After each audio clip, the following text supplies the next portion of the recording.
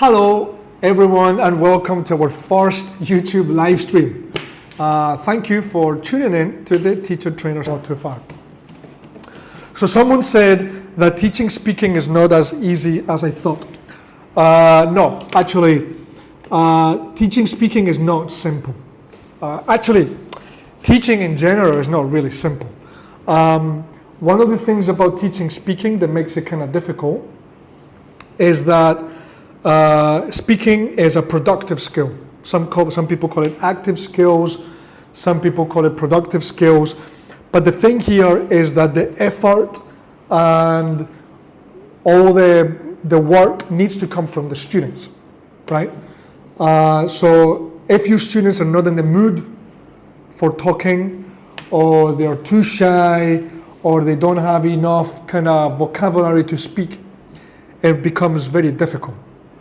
So one of the most important things, in my opinion, to get your students to speak in the class is get them to feel very comfortable doing so. We do this through icebreakers, warm-ups, creating a relaxed environment where our students feel like they can speak, and if they make mistakes or they say something wrong, no one is going to judge them. Because of course, your students come to the class and they have a lack of speaking practice. They feel very nervous. They feel uncomfortable. They might feel like, they feel like sometimes they've tried to speak in a different environment and people have laughed at them, and this completely kills your confidence. So you as a teacher, your job is to build an atmosphere where the students go like, okay, when I come to this class, I feel like I can speak, and even if I do it incorrectly, no one is going to really judge me. And we do this through encouraging, through patience, so things like that are very important. So is it easy? No, it's definitely not easy. And also important to choose topics that the students know about. So if we ask students to speak about a topic that they have no idea about, it's going to make it that much more difficult. So choosing topics that they like to talk about. Like adults, they usually like to talk about their hobbies, about their families, about their jobs, things like that. Children, about things they like to play, their friends, things like that. So those are some of the things that are important to keep in mind. Okay, we have quite a few number one. Okay. All right. Miss Wynn says, I am teaching many kids, okay, about 3 to 6 years old, and it's hard to make them speak in English. Okay, yes, mini kids. Okay, we've got kids and mini kids.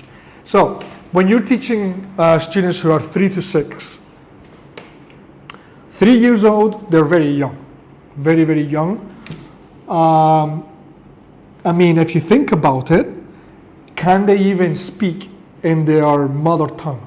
They probably can't even really speak in their mother tongue. So in this case, if your name is Wayne, I guess you come from Vietnam, just guessing. I hope I'm right. So their mother tongue is Vietnamese. They're 3 years old. Can they even speak Vietnamese fluently? Probably not. So we cannot really expect three-year-olds to speak English really well. So when we are teaching such young ages, we kind of have to consider that the first thing is building their vocabulary is going to be the first thing. So giving them enough vocabulary so that as they grow older, as they get older, they are able to use those words in sentences. So first we focus on vocabulary. Then we focus on short phrases, and then answering some basic questions like, do you like apples? Yes, I do. How are you today? I'm fine, thank you. Is this your bag? Yes, it is. No, it isn't. That, when we are at teaching those ages, that's already enough speaking for them. We can't expect them to just sit there and start talking to us about how their day went, because they just don't have that kind of vocabulary yet. So patience, starting with building vocabulary, then putting that vocabulary into small, simple, short phrases. That is already enough for those ages. Don't put too much pressure on them. And when they get to, I don't know, grade 1, grade 2, then that's when we can get them to expand on that and speak a little bit more. So I hope that helps. Okay. No, Jim asks, what are some fun games you use to get students talking more? Good question. So there are so many games, really, so many games, and the perfect game or the best game for your class is going to really depend. Remember that are bound to work, because they're classics. Role plays work really well. You can do them in so many different ways. You can make them more difficult, less difficult, and they work really well. Things like, for example, describing and guessing. Like for example, you put them in pairs, and I don't know, I give you a word or a list of words, and the other person has a list of words. And I have to describe them, or a picture, and I have to describe the picture, and you have to guess what the picture is. All these work well because the students are working in pairs. They're doing most of the work. You're forcing them to speak. Those work really well. Classic game, hot seat, where you make two teams, and both teams are facing the board. You choose one person from each team to sit with their back to the board. And then you write down a sentence on the board. For example, I like chicken. And everyone in the team has to describe the sentence without saying the word I or like or chicken. And the first one in the team who can guess the full sentence correctly gets a point. That one is called either back to the board or it's called hot seat. This one is a classic, and it works really well. You can write down sentences on the board, or you can stick a picture on the board. Both options are good. And it usually gets very competitive, people screaming, I don't know, in a fun way, yelling and being noisy in a fun way. That one really works really well. Another one is one that I played with my team this morning actually. Every morning in my company we do a warm-up just to start the day, just like we all should do in our classes. And today we did an activity called Pictionary, where you divide into two groups, and one person from each group comes to the board and has to draw a picture, and the others have to guess what that picture is.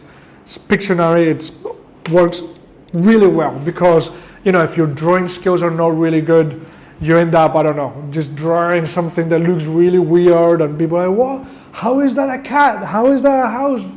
And it gets very competitive, and it's a lot of fun.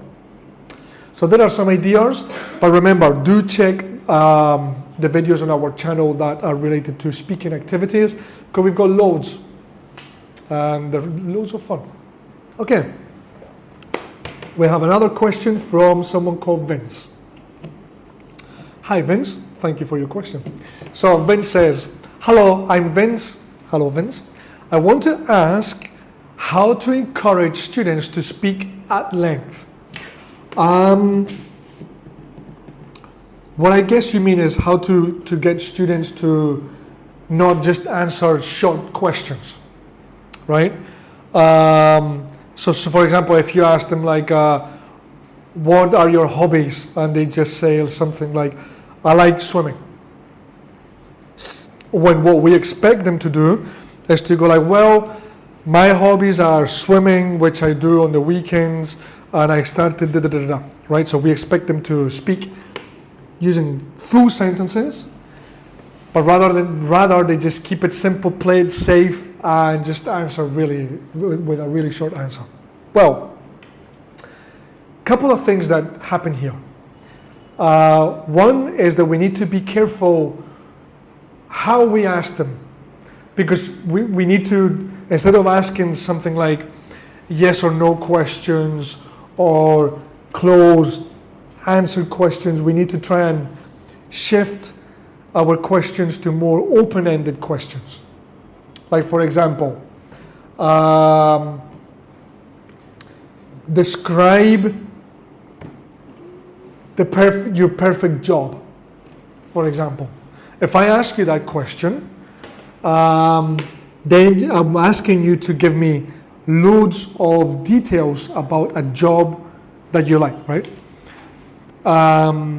Then the student would have to go like, oh, well, my perfect job would be a job where I work from home and I'm a freelancer, da-da-da-da.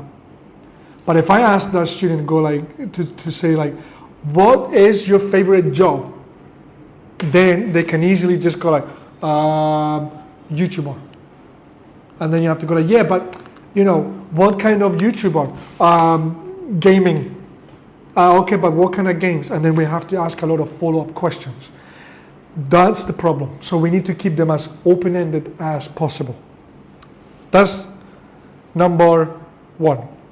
Number two is we need to be careful with the topics, because if we're asking them to speak about a topic that they don't know anything about, even if they want to, they just can't speak because they don't know anything about that topic, so they might lack ideas. So a good idea would be to give them some background knowledge about the topic that they need to speak about, and of course give them plenty of vocabulary to use. Like I said at the beginning of the stream, allowing them some time to think about what they're going to talk about. So for example, you can go like, okay, we're going to talk about where you would like to be in 10 years. So I'm going to give you 10 minutes and I want you to work with a partner or by yourself, and I want you to take some notes first. Don't write down a full paragraph, but just note down some ideas which would mean which could be related to where do you want to live, which country, will you have a house, will you be married, will you have children, you know. And then after 10 minutes, I will ask you to speak on the topic. And then you will have a better idea of what you want to say. And if you're stuck, if the student is stuck and doesn't really know what to say, that student has some notes to, you know, and some guidelines to go off. So, you know, they can go like, yeah, and then, I don't think I'll have any children. I would like to wait 5 more years, whatever, right? So that's why different skills can help speaking a lot. We can let them read a paragraph and then ask them to share their thoughts on something that they have already read. Because they're reading, they gain some new ideas, then they can speak on their own ideas. So here are some things that you can do. Also remember that your students building confidence and speaking in your class takes time. Okay, so be patient and step by step. So I hope these tips help, Mr. Vince. Thanks. All right, Mr. Tuan, Mr. Tuan, I hope, sorry, Ngo Tan Tuan.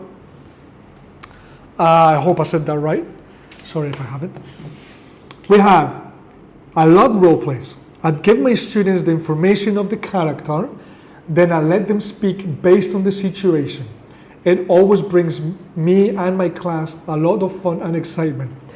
This, Mr. Tuan, is an incredible way of practicing speaking. If you have a class where they are not really shy and they like acting and they like being silly.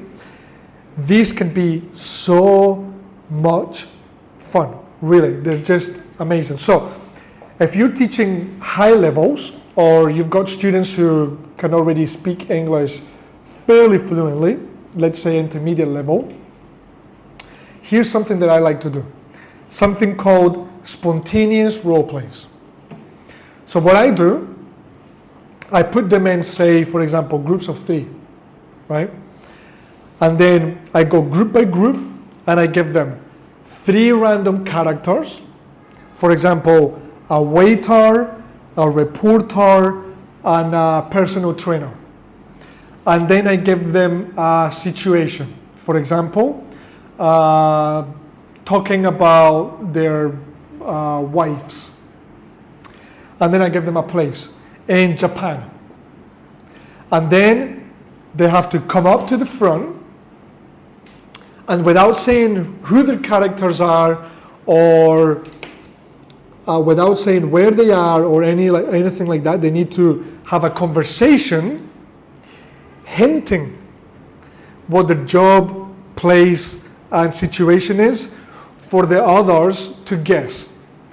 And it just becomes so much fun because you have to act like a personal trainer without saying you're a personal trainer, you know? And that's when your acting skills come in, you know, you're acting like you're fit and, you know, and things like that. And it's so much fun. Adults, teenagers, absolutely love it. It's quite a lot of fun. Okay, so we have someone called Lynn asking, how do you help students expand their answers instead of giving one-word responses? Yeah, so I mean, this one is similar to the question that we had before, right? That students tend to answer like one-liners or very short answers when what we want them to do is to practice the speaking, right, and give their thoughts and all that. So yeah, just remember, I mean, don't ask yes or no questions. Don't ask simple questions. Leave the question as open as possible. Give them time to think about what they're going to talk. There is something called, there's a technique in teaching called think, pair, share, which I'm sure you guys are familiar with it. Maybe you don't know the name of the term, but you probably already do this, right? When you ask questions to your students, it could be about anything, right? You say like, okay, who knows what is the biggest continent in the world, for example, right? You can do that and wait for them to put their hand up and answer. Or you can do think, pair, share. And this works like this. You give them 2 minutes, or I don't know, how long you need. You give them a few minutes to think about their answer. Then, pair, you let them discuss with the person next to them about the answer. And then you let them share. So let me give you an example. Let's just say, for example, tell me which country would you like to live in, if it's not the country you're living in now, and why. So if you ask them right away, so if I say, for example, okay, John, apart from the country you're living in now, if you had to choose a different country to live in, where would it be and why? John, we're going like, Japan. Okay, why? Because I like the food. Right? We're putting them on the spot. They might not have enough time to think of why. But if we do it like this, guys, think of this question. Choose a country rather that is not the one you're living in to live in. Why did you choose that one? You've got 2 minutes to think. Okay, I've got 2 minutes. I'll think about it, put some notes together. Then I discuss with the person next to me, hey, what did you choose? Oh, yeah, why? Oh, because, oh, yeah, right, yeah, me too. Okay, yeah, And then it's time to share. Okay, who wants to share their answers? Now, John has some ideas to share. Oh, I chose Japan because one of my favorite cuisines is Japanese food. I love Japanese food. Also, I watch a lot of manga. I read a lot of manga. My favorite, TV shows are Japanese, and then John now has some ideas that he can share with the class. And this is why think, pair, share is so effective. So always remember this, think, pair, share, okay? Don't just ask questions to your students.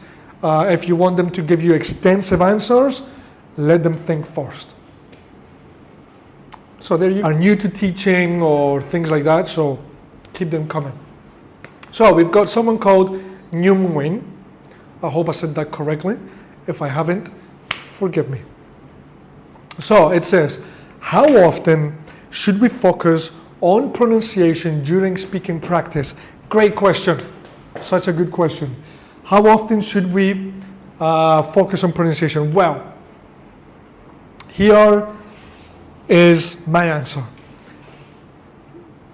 Kind of difficult to answer this one because it depends. We have a video somewhere on our channel which talks about the differences between speaking for accuracy and speaking for fluency. What does this mean? Sometimes you need your students to speak accurately. That means we need our students to speak correctly. Good grammar, good vocabulary, word formation, basically. So good grammar, good vocabulary, word formation, good pronunciation. That is speaking accurately. In that case, every time they make a mistake, we need to correct it, right? So an example would be, I want my students to speak about the future tense.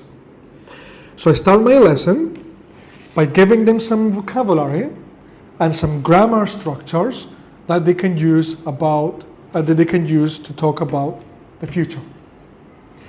Then I let my students, for example, speak. They can do a presentation, debates, pair work, group work, whatever. Whenever they make a mistake, I write it down. Take notes. Whenever they're finished with their activity, I write down all the mistakes. For example, if they're pronouncing words incorrectly, I write down the words on the board, and then I go over those words again to make sure that I correct the pronunciation.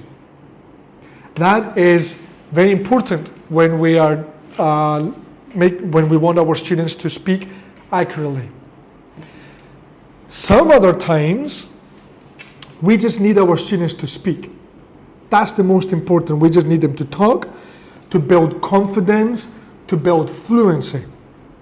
And all we care about is that the students actually speak, because maybe they're shy, and they find it hard to speak, or like we saw before, students don't really want to answer full length question, that they want to answer with a full length answer. In those cases, we need to focus on making sure that the students speak. And if they make any mistakes, it doesn't matter if it's pronunciation or grammar, we don't do anything about it. We let that slide because we need them to speak. Later down the line, we can fix those mistakes. But if we are letting the students practice fluency, let them speak, forget about mistakes. I know as a teacher, every time we hear a mistake, we want to jump in and correct it right away. But sometimes we don't need to do that, because we just need the students to gain confidence speaking. And if they make a mistake, don't worry. We will get to that in another lesson. Okay? So it's up to you to decide. Sometimes we can fix their mistakes at the end of the speaking practice. Sometimes we won't care about it. I have a question for you guys. Make any mistakes, but you speak really slowly, which means that you lack fluency. Or you speak really fluently, confident, fast, but you make a lot of mistakes when you speak. Which one would you choose? Accuracy or fluency? You can't choose both. Of course, we all want both, obviously, but you can choose only one. Let me know in the comments which one would you choose. Kenny says, for my observation, most adult learners who often have a busy schedule often put emphasis on communication efficiency and less likely to focus on pronunciation. Well, yes, you're correct. One of the reasons as well is because when you're teaching adults, most of the times they will need English for their job, to communicate with customers, maybe communicate with people in their company, things like that, and they just need to be able to speak. So a good idea is to teach pronunciation at the same time as you teach vocabulary. So at the beginning of most lessons, we usually introduce new words to our students. That is the time for us to teach them a new word and go over the pronunciation of that word, so that when we introduce these words during speaking practice, they can pronounce these words correctly. So, as long as the words that we introduced for that lesson, they're saying them correctly, then there will be some other words that they're saying wrong. That's fine. They're not going to speak 100% correctly all the time. Okay? So that it is. Okay, Miss Lung says, how do you get students to stay on topic when they're speaking in pairs? Okay. Well. Good one. Something that I really emphasize during my TESOL training sessions and workshops. Monitoring. This is something that it's very overlooked, and sometimes teachers don't do this. But you give your students, you say, okay guys, this is what we're going to do, this is the topic, this is what you have to do. You've got 5 minutes to work in pairs. And you get your students to start talking. It is imperative that the teacher monitors. This means that you don't stay standing next to the board or the teacher's desk. You walk around the class, because if the students see that you're walking around the class, they will be more likely to stay on topic. So the teacher walks, kind of listening a little bit to what they're saying, and you go like, hey guys, back to the topic please. Stop speaking Vietnamese, or stop speaking your mother tongue, English only. And then you keep walking around and monitoring, ensuring that the students are doing what they're supposed to be doing. So always, when your students are doing group work or pair work, you have to monitor. Ms. Lana also says, I believe fluency will gain students' confidence. Yes, you're correct. That's why sometimes letting them speak without worrying about mistakes is so important. Great questions, guys. I'm really enjoying this. Kenny says, I'm in Ho Chi Minh City. I love all of your workshops and I come to some of them. Well, thank you, Kenny. It's great to hear.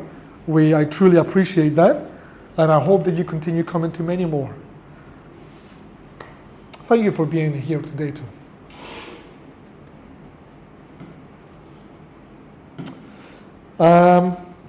Lynn is asking, how do you assess speaking without putting too much pressure on the students? How do you assess speaking without putting too much pressure on the students? Well,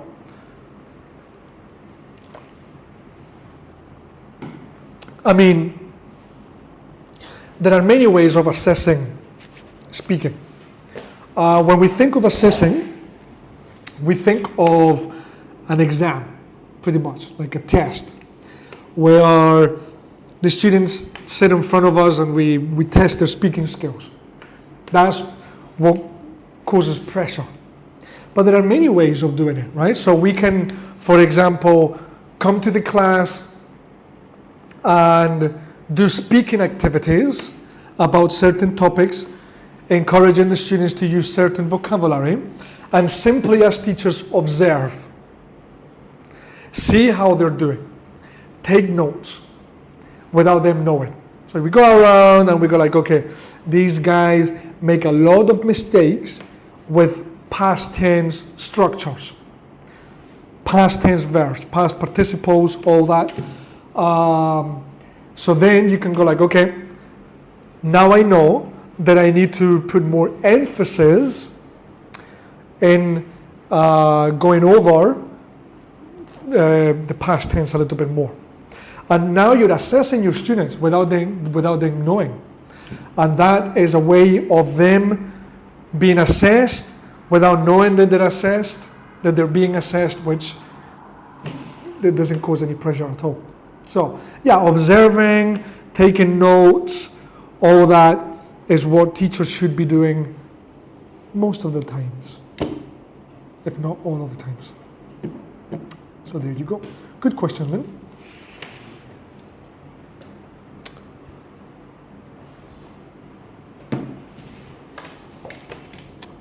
Okay, I believe we have a couple more questions here from Kenny. Wow, Kenny, the star of the show. Woo. Okay, I have a question. Do you have any recommendations for speaking activities for online classes with adult learners apart from role playing? Good question.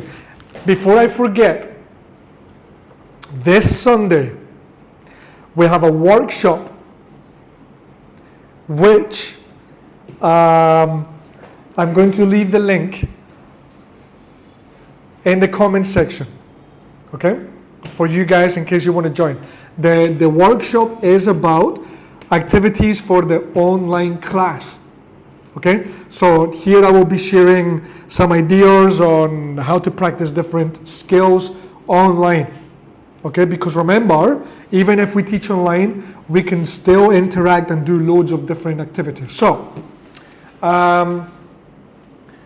some activities that we can do, so many. For example, I don't know, find someone who. This is a good one. You give them a sheet of paper with some statements or topics. Like, for example, someone who snores, someone who's been teaching for more than 5 years, someone who doesn't eat breakfast, someone who has a twin, whatever you want, right? And then you put them in breakout rooms and you get them to ask as many people as you can to see if they can find as many people as they can who has done any of the things on your sheet. When they're in breakout rooms, you can do like 3 people in each breakout room, and then every couple of minutes switch them around to make sure that they have a chance to speak to mostly everyone in the classroom. So that's an example of something that you can do. However, remember this Sunday, I've got a few more that I can share with you guys. If you want to join, the link will be in the comments. Do register. It will be a lot of fun. And it will be good to see you guys there this Sunday.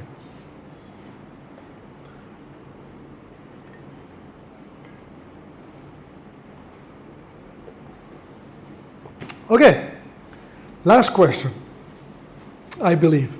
So we've got the last question comes from someone called Carla. Carla, please let us know where you're commenting from.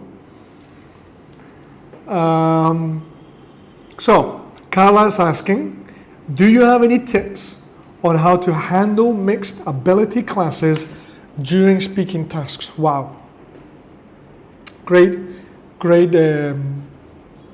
very good question. Well, depends really how different their abilities are.